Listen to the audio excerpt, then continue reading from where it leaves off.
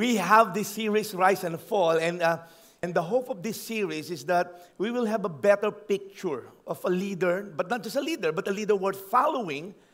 And hopefully, pag nakakita ka na isang leader na worth following, it will result in us aspiring to be a leader worth following as well.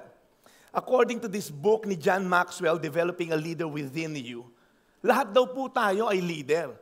In fact, sociologists tells us that even the most introverted individual will influence 10,000 other people during his or her lifetime.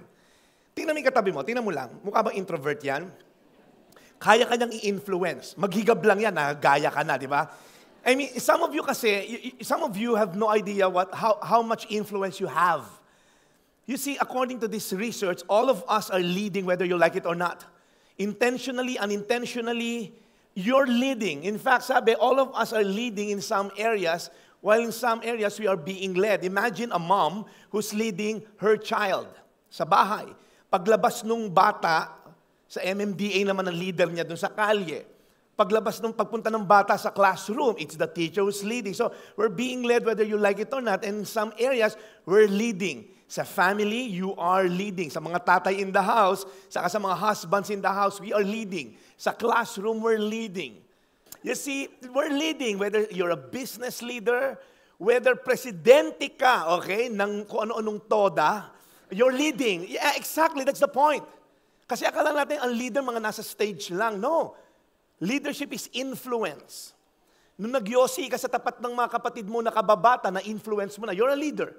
Nung nag-micromini ka, nung grade 3 ka, okay, na-influence mo yung anak mong yung kapatid mong maliliit.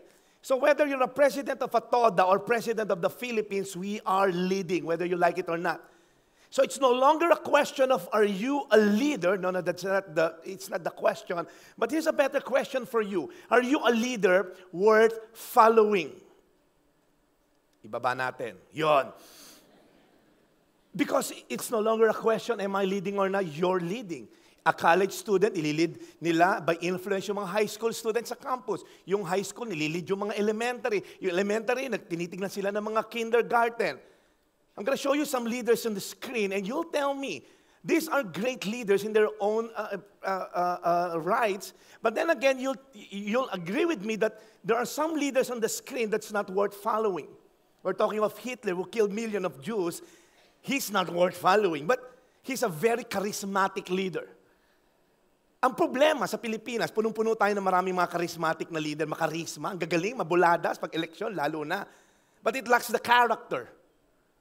So when you're left to choose between charisma and character, marami ngayon po ang masyadong charismatic na mga leaders. That's why we need this series. We've been looking at these different kings in the Bible. Last week we talked about King Abimelech. He's a bloodthirsty, power-hungry, power-tripper king of Shechem. It's a small town, of course. But then we're going to talk about another king, the first Israel's king. Okay? Siya po yung unang king ng Israel, si King Saul. Sumakit ang ulo niya. Later, malaman natin kung bakit. Okay? Unlike Abimelech, okay, last week we talked about Abimelech. Unlike him, King Saul started as a good man. In fact, he had the quality of a king. Pag tinignan mo sa 1 Samuel 9:2, he had a son, talking about Saul's dad, whose name was Saul, a handsome young man. Bata na, guwapo pa. Not only that, there was not a man among people of Israel more handsome than he. Wow. Tall, dark, and never mind, yung iba sa inyo. Pero ito talagang tall, dark, and handsome. From his shoulders upward, mula daw sa shoulder, pataas, he's taller than any of the other people. Wow! He has the making of a king, actually. And not only that, this guy is full of humility as well. When he was chosen, because he never earned kingship, he was chosen by God because the people of Israel nagkaklamor for a king. Gusto namin ng king, bigyan mo kami ng king, kahit Burger King, kung ano mang king, basta may king kami. Okay, binigyan sila ng tapa king, okay? Pero sabi nila, ayaw namin ng tapa, gusto namin totoong king that we will be like other nations. So from theocracy, meaning to say si God lang ang king nila, they requested for monarchy. They want a human king in the flesh. Bad trip si Samuel kasi parang ba't gusto nyo ng king? Only God is king.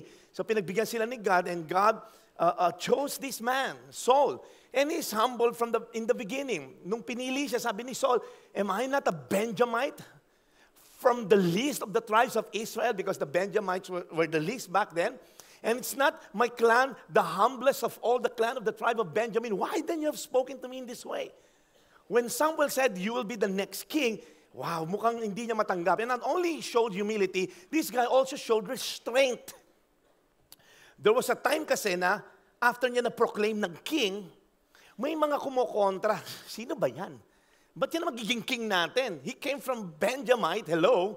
Tayo yung mga mighty clan, bakit hindi sa ating kinuha? And these people, hindi siya inono, hindi siya binigyan ng what do you call this, ng gift. Okay? But then again, he made this victory, and then may chance na siyang ipapatay yung mga to because the people are clamoring, ilabas niyo yung mga kumukontra dito kay Saul. And sabi ni Saul, not a man shall be put to death this day, for today the Lord has worked salvation in Israel. So you can see the self-control of this man, which is bihira sa maraming leader natin ngayon. Which is bihira sa mga leader ng mga tatay ngayon in the house. Pag midnight sale, ayan, okay? Nag-uunahan sa Mega Mall, okay? Anybody here, you're showing restraint? And this guy also showed compassion. He's a compassionate guy, okay? And not only is compassionate, but he is also a godly man. In fact, if you look at 1 Samuel 14:35, after a recent victory, and Saul built an altar to the Lord, it was the first altar that he built to the Lord. Wow!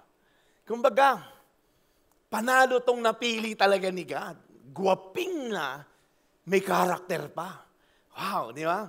But we're gonna learn today, because we're here to talk about the rise of these kings and also the fall of these kings.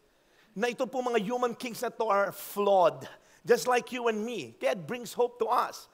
After being proclaimed the king, he started doing his day-to-day job as a king, and then ngayon po, somewhere along the way, na broken po yung kanyang kingship. Ngayon, pag-uusapan natin, he could have started the lineage ng mga king, yung sa mga Benjamite. But he was the last king po, dun po sa kanyang mga kamag-anak. So pag-aralan natin, because sana yung anak niya naging king, yung anak ng anak ng anak ng anak niya, all throughout, yun yung mga naging king. But how come, after him, nabutol na po yung kingship. So we're gonna look at that broken, weak chain. Ano yung nag-cause nun? Then hopefully we can learn something from this, because all of us here today, as I've said a while ago, are leaders. You may be a single mom here today. You're a single parent. You're leading your children. You may be a student here, as a student council. You're leading your classmate. One way or the other, we have a certain level of influence. And we're gonna see, saan ba ito nagkaroon ng break na chain? Kailan nagsimula? Starting from humble, may restraint, godly and all. Bakit may naputol? Saan galing yung weakest link? It can be found in 1 Samuel 14:52. Dito po nag-start, very subtle. And that's my hope and prayer for you and me. As leaders, hopefully, we will not have this weak link sa chain. It says here, the Israelites fought constantly with the Philistines throughout Saul's lifetime. You see, leadership is hard. There's going to be constant opposition.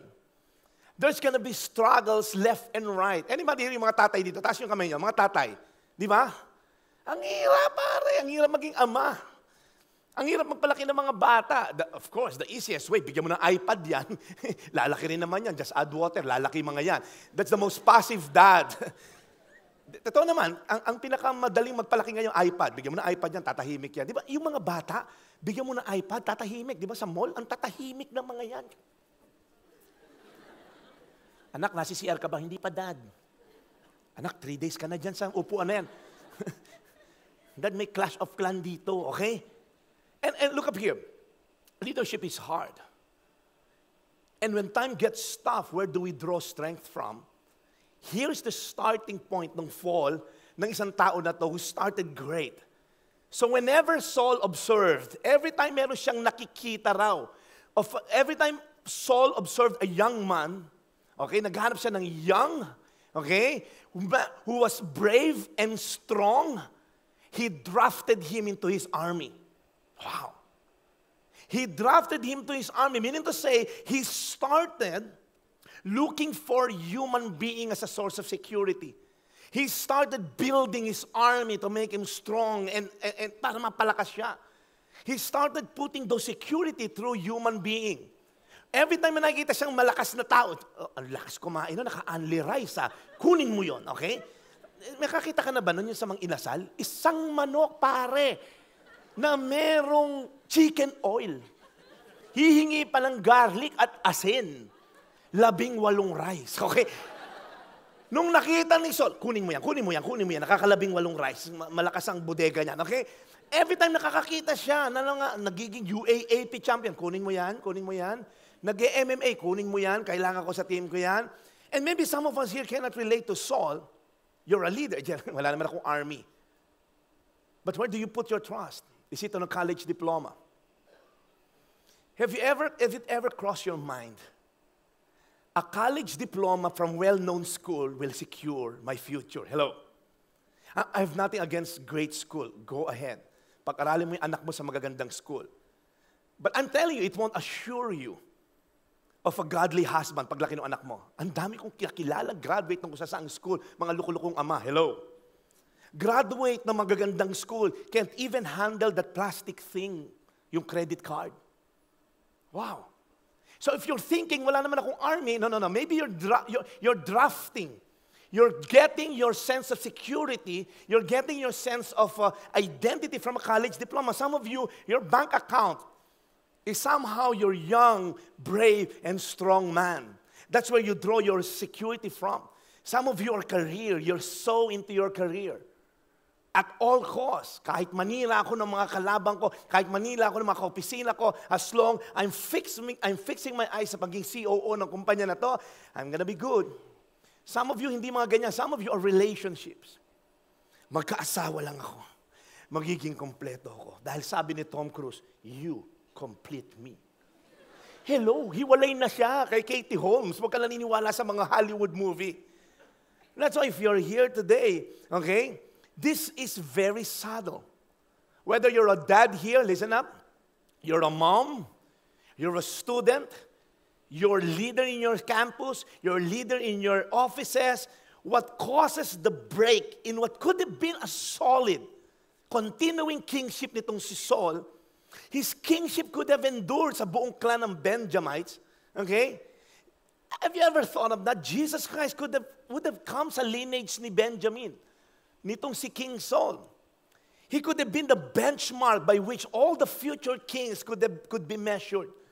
But we're gonna look today, meron siyang weakest link when he trusted in men more than trusting in God who chose him.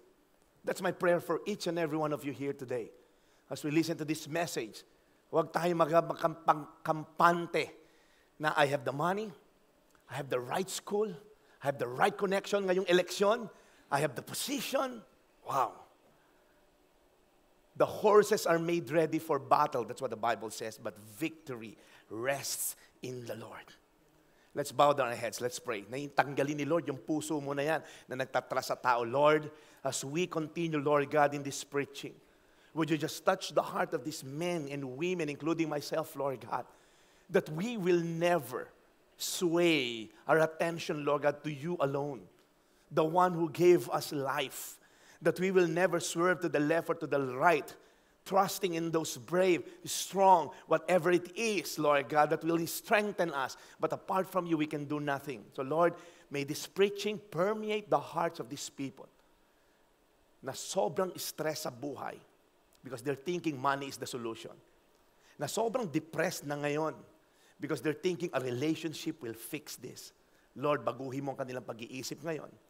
The way Saul fell, Lord God, wag mangyari sa amin. At Lord, turuan mo kami, intindihing mabuti to. In Jesus' name we pray. Amen. We're going to look at 1 Samuel 15. This is the verse wherein the Lord rejects King Saul. Imagine, all along si Saul, akala niya, a good start, okay na to. But it's not how you started, it's how you finish. Little did they know that he's still in a test. Okay? This is a test to King Saul's devotion to God. He didn't know that he's still under provisionary period. Hello, yung mga parang proby pa lang siya, hindi pa siya regular na king, okay? This is the make or break assignment niya. And in this story, we're going to look at the leadership lessons from the life of King Saul. And we're going to jump into 1 Samuel chapter 15. If you have your Bible with you, please lang. Nakabili ka ng bagong shoes, wala ka pa rin Bible. Okay? Nakakahiya naman kay God. May smartphone ka ba? Libre lang. Okay? Ang YouVersion, i-download mo. Para kunyari, may binabasa ka. Okay. 1 Samuel 15:1, the Lord said to Samuel, the Lord sent me to anoint you king over His people. Parang sinasabi, remember, naalala mo, Samuel, okay? Saul, the Lord sent me to anoint you over king over Israel. Now, therefore, makinig ka, since hindi mo naman na-earn yan, linawin ko lang, Saul, yung kingship mo was never earned, nor it's a reward for your good works, you're chosen.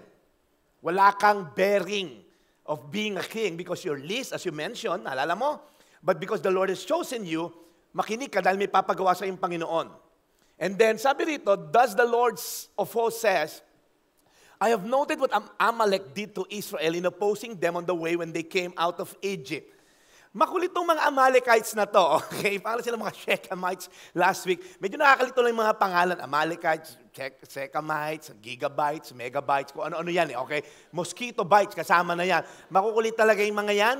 Pero itong si Amalek, makulit to dahil the moment they went out of wilderness from Egypt, ito na yung mga nang-oppose sa kanila. Remember the story ni Moses? Yung may hawak siyang wand na nag-exercise siyang gano'n, okay? Tapos nasa kaliwa si Aaron, saka si Hur. Naalala niyo yan? Hindi siya nagsusumba dyan, okay? Lumalaban sila niya sa mga Amalekites na makukulit. Every time ibababa niya yung kamay niya, mapapagod, natatalo ng mga Amalekites yung Israel. Itataas niya, yung kilikili niya, nangawit na, nagkaroon na kung anong sakit na.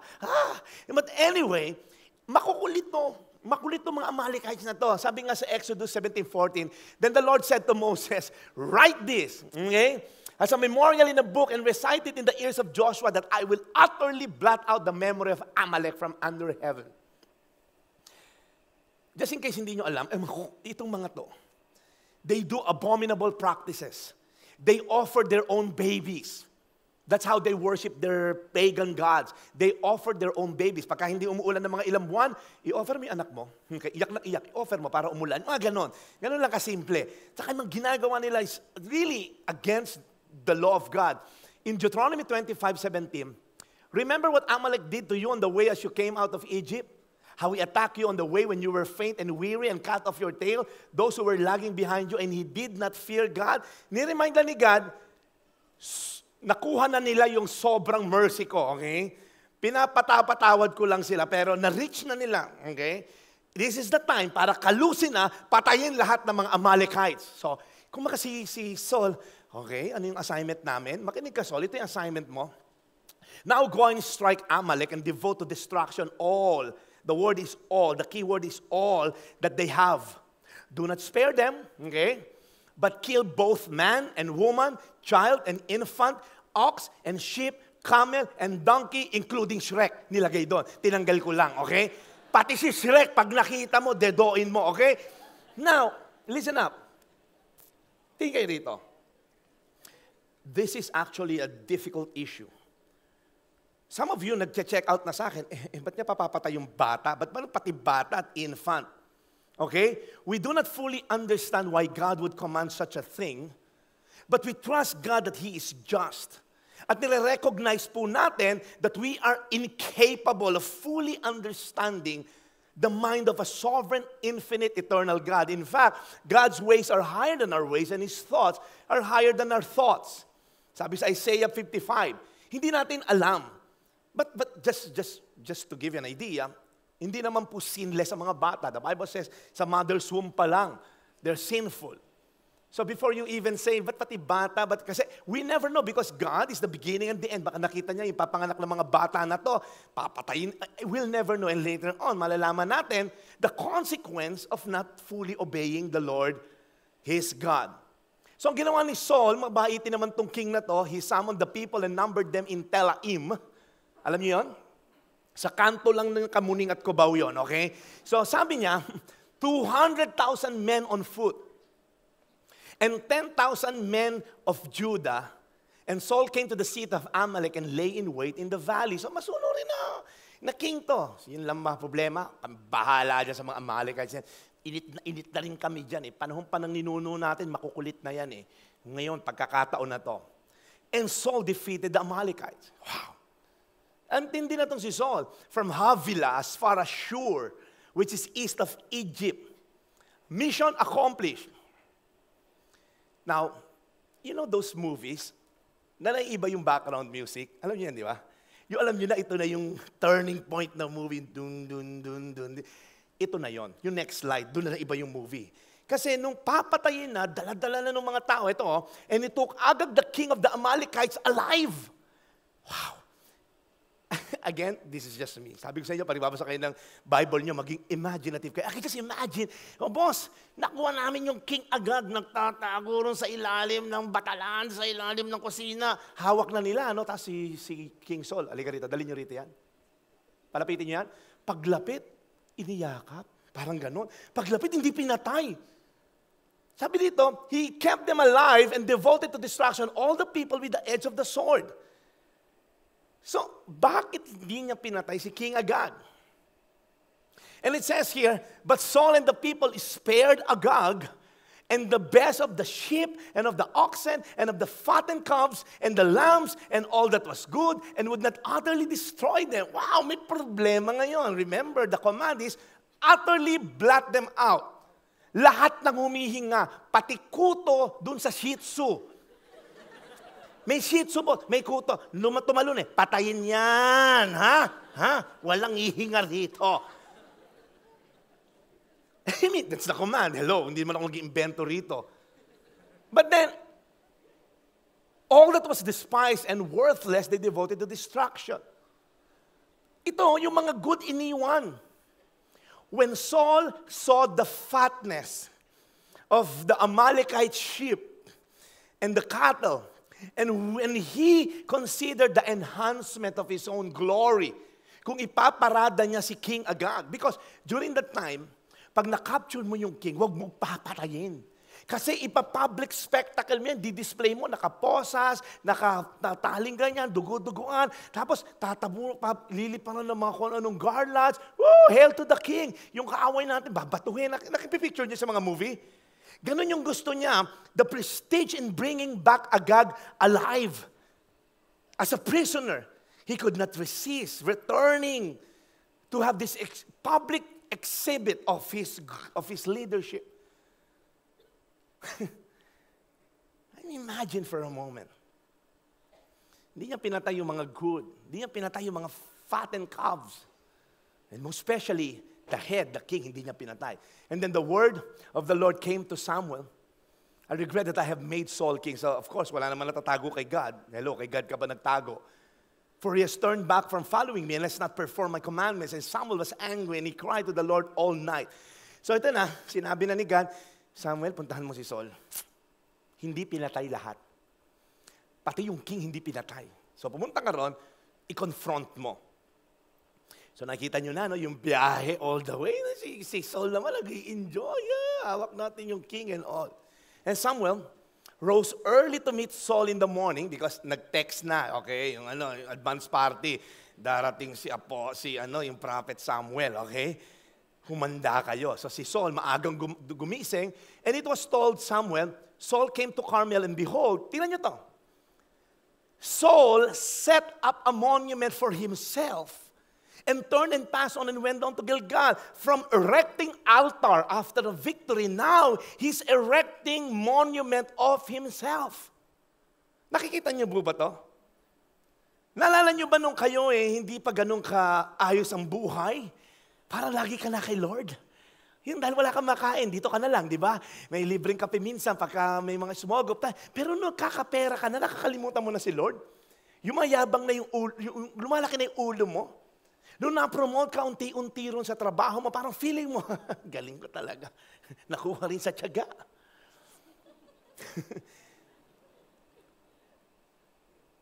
Anybody here, nakikita mo yung sarili mo dito kay King Saul? Pag nung nagkaroon ka ng leadership position, suddenly, the focus shifted from God Ikaw na ngayon ang sikat. Ikaw na ngayon ang bida.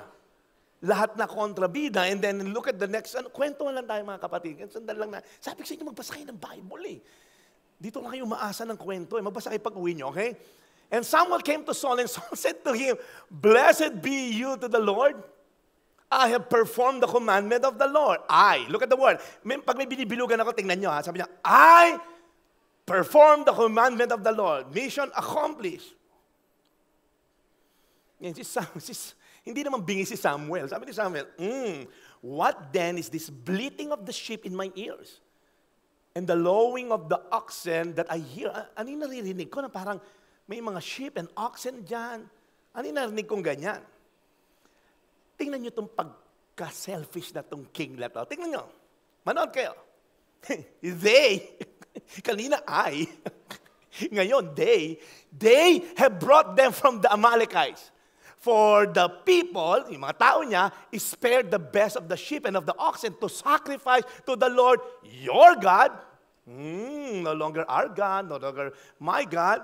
Your God, sinasabi niya kay Samuel, and the rest, we devoted to destruction. Kitang-kita ko pa, Samuel, yung isang sinaksa ko, buhay ka pa, ha? Kinekwento pa niya, lahat kinekwento niya, and we have devoted everything. So alam mo yun, yung kinekwento niya kay Samuel, kung paano niya pinatay lahat, blah, blah, blah. Na-experience nyo na ba yun? Yung issue, minimize nyo. Na-experience nyo na ba yung sa mag-asawa? Yung pag may issue, may kukwento ako sa'yo, alam mo ba, kanina, ganito, ganyan. Hindi, yung pag-usapan natin, itong issue na to.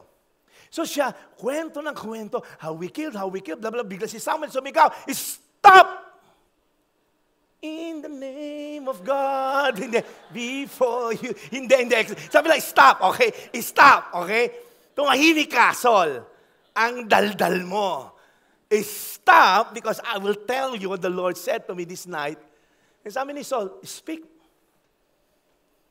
Ito yung totoong nangyari. Wala kang matatago kay Lord. And Samuel said, though you are little in your own eyes, and you're not the head of the tribes of Israel, the Lord anointed you king over Israel. So, pinag-validate lang, naalala mo. Sabi mo, list ka, blah, blah, blah. Naalala mo yon? Tumatango lang si Saul. And the Lord sent you into a mission and said, go devote to destruction the sinners, the Amalekites, and fight against them until they are consumed. And then Samuel asked this question, why then he did not obey the voice of the Lord? Why did you pounce? The word pounce there means to dart greedily. Yung tawag to fly, parang yung pinapounce, okay? Yung isang prey. Why did you pounce on the spoil and do what was evil in the sight of the Lord? To pounce means to own what was not meant to be owned. To touch was not meant to be touched. Remember, see Eve?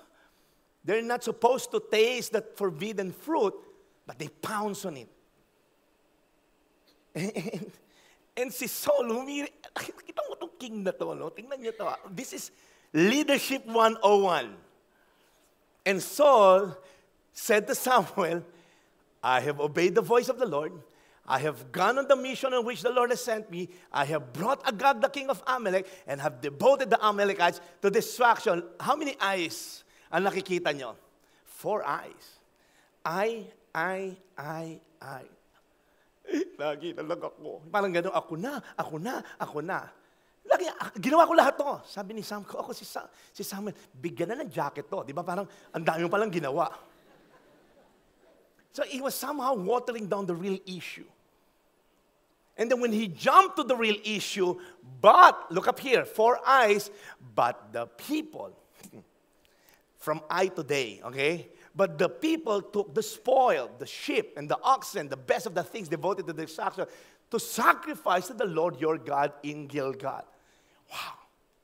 Leadership lesson number 1. A true leader acknowledges his fault rather than giving excuses. You want to be a great leader? You want to be a leader worth following? Pag sumablay ka, aminin mo na. Pag tinahi mo ng kasinungalingan, tatahiin mo ng another kasinungalingan. Ang hirap magtahi ng kasinungalingan, pare. Kailangan mo, magaling ka doon. Kasi pag pangatlong kasinungalingan, ang hirap ng tahiin nun, okay? Kailangan mo magaling mag-cross-stitch doon, okay? But the true leader acknowledges his or her fault. Rather than watering down the real issue, rather than giving those excuses, a real and true leader takes full responsibility. Anybody here, you read this book, From Good to Great, okay? Ni Jim Collins, talking about yung mga magagaling na company and how come they became great. And there's just this illustration that I want to share with you, talking about, ano ba yung mga good leaders? What differentiates good leaders to great leaders? He uses this illustration of a window and a mirror. Yung mga good leaders lang, pagka merong appreciation, pag merong commendation, they look to the mirror. Galing mo talaga. Na-meet yung quota natin. Pero pag merong bulilyaso, they look to the window. Ibig sabihin, pupunta siya sa bintana, sa mga opisina niya, yun yung may kasalanan, yung taga-finance, hindi pinirmahan. Ito pa, yung messenger, kaya kami nagkabulyaso. Yung isa pa may kasalanan, yung taga-accounting. Pag kami bulilyaso, he looks at the window. But yung kabaligtaran naman, those great leaders, pag merong appreciation, pag merong commendation, they look to the window. No, it's not me. Yun, yung tao ko na yun. Yun ang key dyan. Ang nakabenta na malaki, actually, yung isa namin taga-sales, hindi yung marketing strategy. In fact, according to the book, pag walang maituro sa window, nire-refer nila sa good luck. Hindi, swerte lang kami this year. Hindi, it's not about me, swerte lang. Pag wala sila maituro. Pag may bulilyaso, they face the mirror. Ikaw yan. Leadership, ikaw yan. The buck starts and stops sa'yo. That's why if you're here today, and you're a leader, man up to the problem. Be man enough to take full responsibility kung meron ka talagang problema. Kung part ka na ng problema, di own up to the part of your problem. You know what, in parenting, this is basic. Nothing brings so much respect sa magulang than to a father who know how to say sorry to their children. Hello? I learned it the hard way. Ang hirap kasi pag magulang ka, ang hirap mag-sorry pag magulang ka. Nakatira ka dito. Yung aircon mo kagabi, ako nagbayad nun, chong. Di ba parang you have the liberty to, alam mo yun, sino magulang dito na parang feeling mo, you own your children. Yung parang may karapatan akong gawin kung ano dapat kong gawin sa'yo. Di ba si Junjun, yung puro mali, na bad trip si Junjun, lagi na lang ako nakikita nyo. Ikaw mali. Tapos sabi nung anak, hindi anak, nagkakamali ka. O tingnan nyo, mali na naman ako.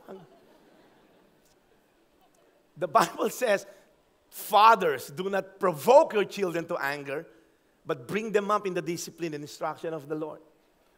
Guys, when you're at fault, man enough. Be man enough. Actually, this is my fault. Kahit bulilyaso nun sa baba, if you call yourself a leader, this is my fault. I have to own up to this fault. I have to take full responsibility. Admit that we're only human being. Pag feeling mo hindi ka nagkakamali, ikaw na, dapat like ka may jacket. Sino ba hindi nagkakamali dito? Lahat naman tayo nagkakamali, di ba? But you will gain the respect of your people if you know how to say sorry.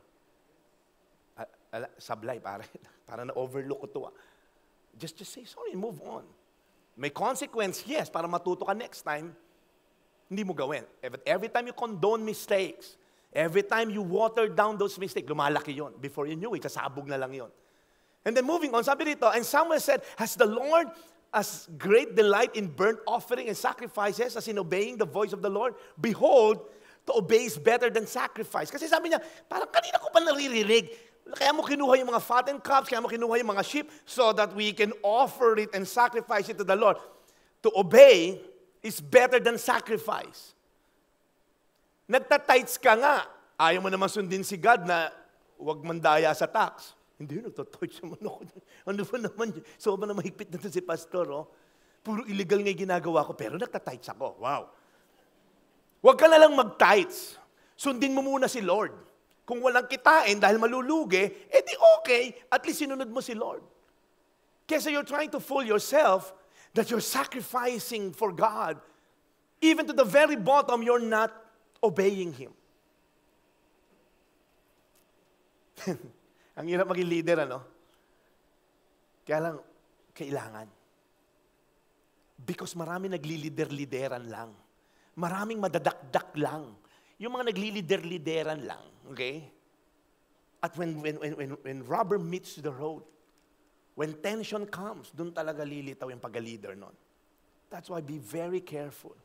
Assuming leadership responsibility because it comes with it a great responsibility. And then moving on, sabi niya, Saul said to Samuel, I have seen. Wow. Medyo na iba yung timpla ha. I have seen, sabi dito, for I have transgressed the commandment of the Lord and your words because, look up here, I feared the people and obeyed their voice. Let me ask you this question. Whose voice are you obeying? Remember when Adam sinned? I mean, God in all His wisdom and kindness is giving Adam chance to repent. Sabi niya, Adam, where are you? Hello, si God, makakapagtago ka ba kay God? Si Adam, tago ng tago. Nasa kaliwa si God, di tayo sa kanan. Ayun na si God, di tayo. Hello, tago ka ba kay God? Pag tinina ka ni God, pati yung veins mo, kita niya, okay? Pati yung mga cancer mo dyan. I mean, binibigyan siya ng chat, where are you? I'm afraid because I'm naked. Sabi ni God, who told you that you're naked? It's as if God is saying, whose voice are you listening now, Adam? Who's now? Kanino ka nakikipag-usap lately? Sino yung ka-text mo lately? Sino yung nagdidikta ngayon? Sa'yo. And Adam, the passive husband of all time, this woman, you gave me, ha? Okay na ako sa unggoy ha? Binigay mo to ha? Masaya na ako sa Sibra mamamasyal kami. This woman you gave me, wala nakaturo sa kanya. Wow! Ilungkot na lungkot nga siya, hello? Whose voice are you listening now? Yung dikta ba ng mundo na to? If you're a leader here today, who's dictating the next step you need to make? Who's dictating? Whose path you need to take? Leadership lesson number 2 from the life of this king. A true leader fears God more than men. He hears and obeys His word. The fear of the Lord, guys. The word fear, hindi ito yung negative na takot kay Lord. No. You love Him so much, you fear of hurting Him. You love Him so much na ayaw mo masaktan. Parang yung fear mo sa tatay mo, yung parang, o sa nanay mo, sobrang mahal mo, ayaw mo masaktan. That's why you're obeying. And the fear of the Lord has so many benefits. I'll just name one. Proverbs 9:10, the fear of the Lord is the foundation of wisdom. Imagine, pag may takot ka sa Panginoon, you'll have wisdom. You know what wisdom is? Hindi yung ngipin. Wisdom tooth yun. Ano ba itong mga audience ko na to? Wisdom is applied knowledge. Some of you here, you know so much about life. But let me ask you this question. Pinapamuhay mo ba?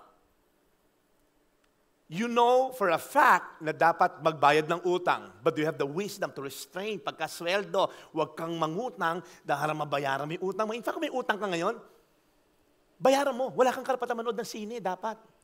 Kasi kunyari, hindi ka nagbabayad ng utang, tapos nakasalubong mo yung pinagkakautangan mo, namumuwalang ka pa rin sa Big Mac, tapos pambihira, may utang sa akin to. Kung kumain dito sa sinihan, ang laki-laki ng Big Mac, Pag may utang ka, bayaran mo muna. That's leadership. Because if you know so much, wala ka naman ina-apply, that's just stock knowledge. That's not wisdom. Wisdom is applying what you know. And not only the fear of the Lord is the foundation of wisdom, the fear of the Lord also result in good judgment. Wow. Just like the men of Issachar, they know the season. If you're a husband here, please, look up here. It takes a lot of wisdom to run that family, to love that wife, to raise those children if you're a father. If you're married here today, akala kasi ng iba, kakasal ako, nag-request ng kasal. Akala ng iba, ang marriage is all about sex. Hello. Been married for 20 years, and believe me, it takes a lot of wisdom.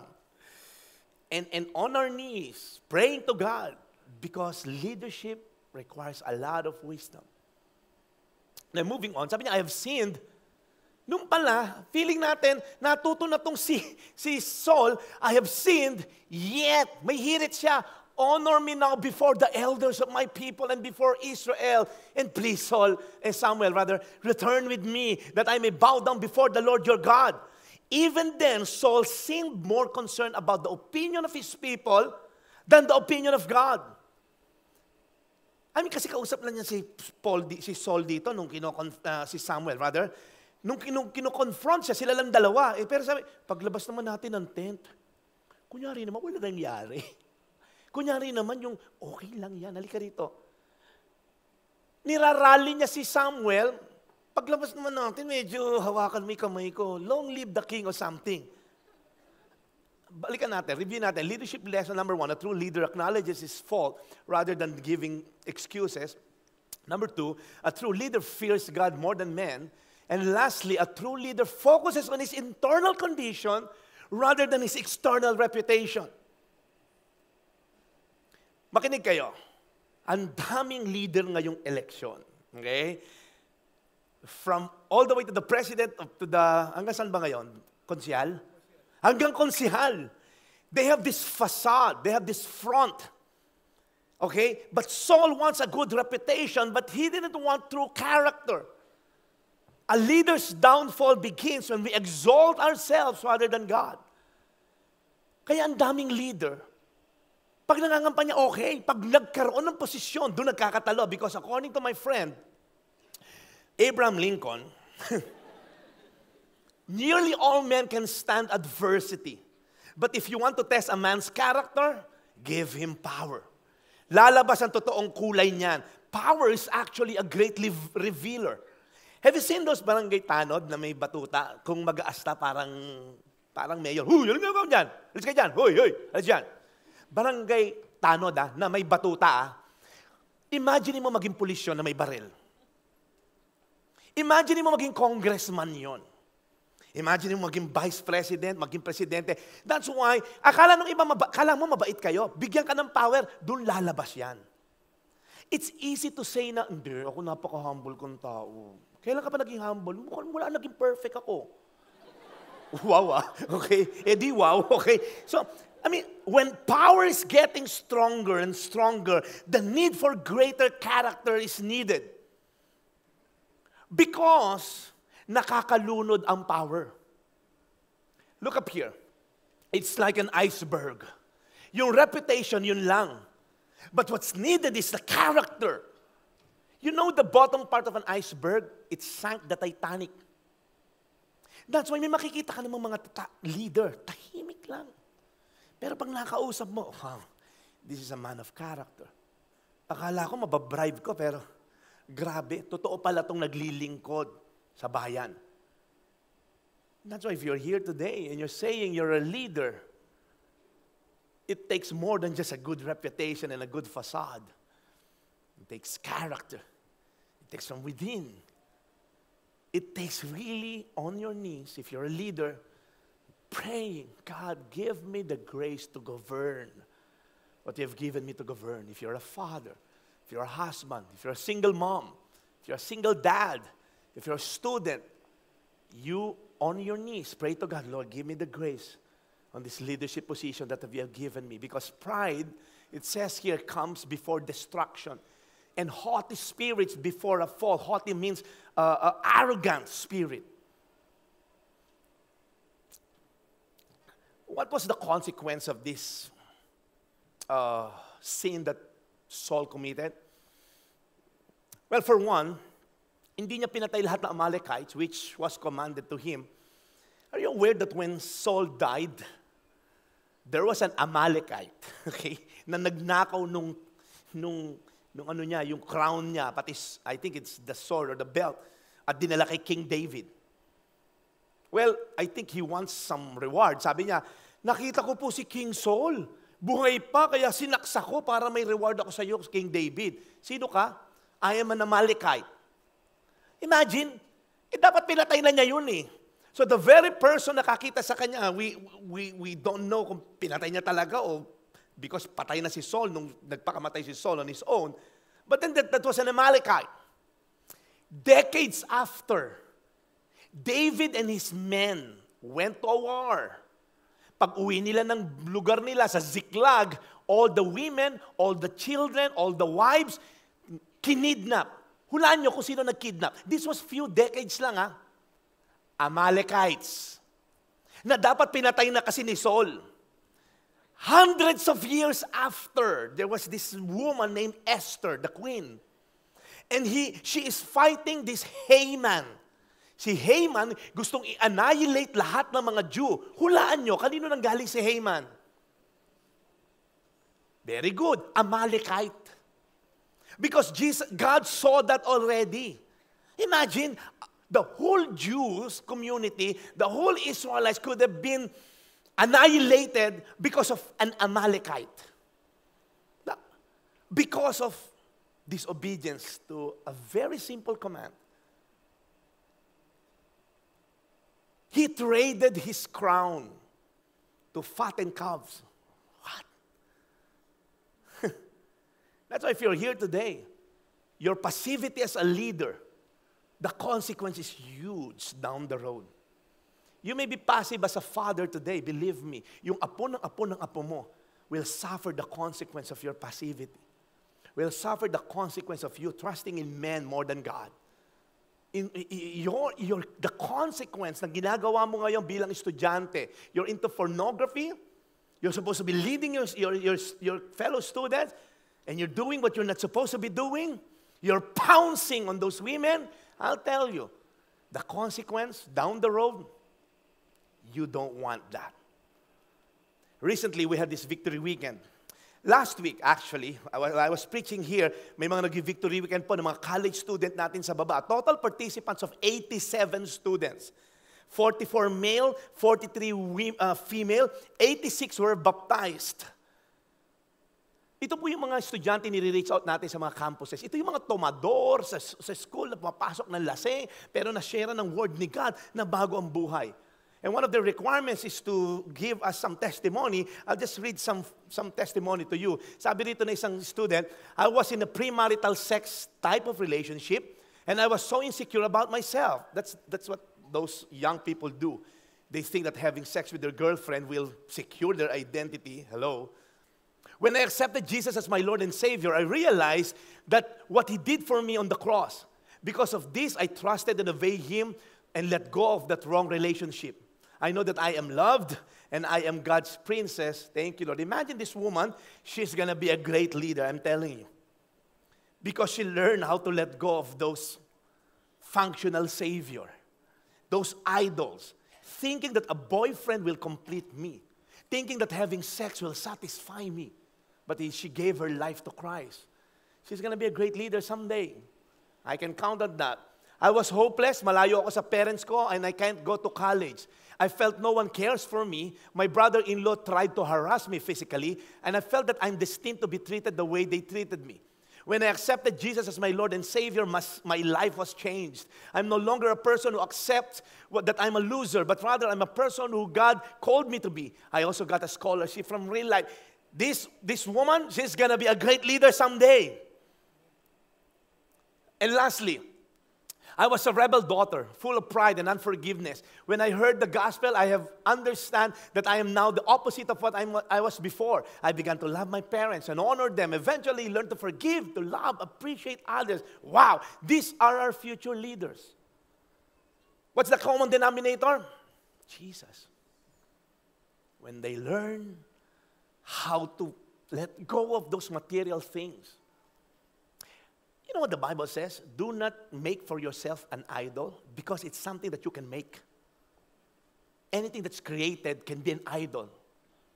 That's why the Bible says, do not make for yourself an idol. Remove it and focus on the one true God. Nothing more, nothing less. That's why there's a period there because it denotes Jesus, period, is all you need. Let's all stand on our feet today.